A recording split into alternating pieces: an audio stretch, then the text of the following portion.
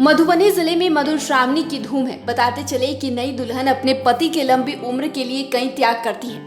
आपको बता दें कि मिथिलांचल के लोक पर्व में सुहाग का अनोखा पर्व मधुश्रावणी व्रत श्रावण मास के कृष्ण पक्ष की पंचमी तिथि से शुरू हो गया। यह पर्व 18 से 31 जुलाई तक चलेगा।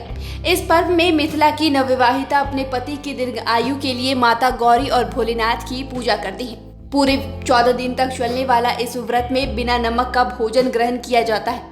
इस पूजा में पुरोहित की भूमिका में भी महिलाएं ही रहती हैं। इस अनुष्ठान के पहले और अंतिम दिन वृहद विधि विधान से पूजा होती है। ऐसी धार्मिक मान्यता है कि इस दौरान माता पार्वती की पूजा का विशेष महत्व होता है। इसके साथ ही इस पर्व की अनोखी परंपरा भी मिथिला में देखने को मिलती है। नवविवाहिता जो पहले सावन में पति के लिए व्रत रखती हैं, वे उनकी अग्नि परीक्षा भी लेती है। मिथिलांचल की ये अनोखी परंपरा प्यार का पता लगाने के लिए की जाती है। शादी के पहले सावन में इस अग्नि परीक्षा में पत्नी का घुटना जलाया जाता है। पति अपनी पत्नी के घुटने पर पूजा घर में रखे दीपक की जलती बाती प्रेम के साथ दागता है। इसमें दोनों का करुणासार भी देखने को मिलता है। सजी धजी दुल्हन के रूप में विवाहिता उफ तक नहीं करती। कहा जाता है कि इस परीक्षा में विवाहिता के घुटने में जितना बड़ा फोड़ा पड़ता है, पति पत्नी में प्यार उतना ही गहरा होता है।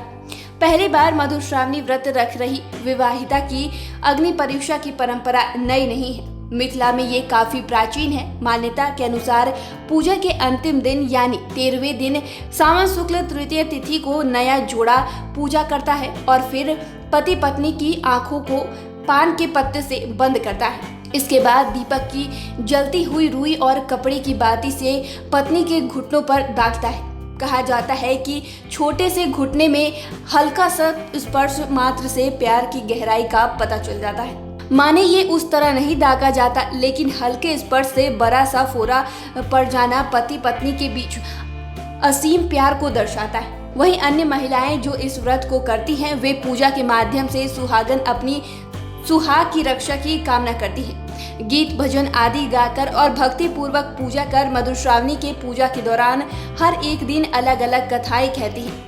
इन लोक कथा में सबसे प्रमुख राजा श्रीकर और उनकी बेटी की कथा है। मधुश्रावणी पूजा के दौरान ऐसी मान्यता है कि नवविवाहिता अपने मायके चली जाती है और वहीं इस पर्व को मनाती है।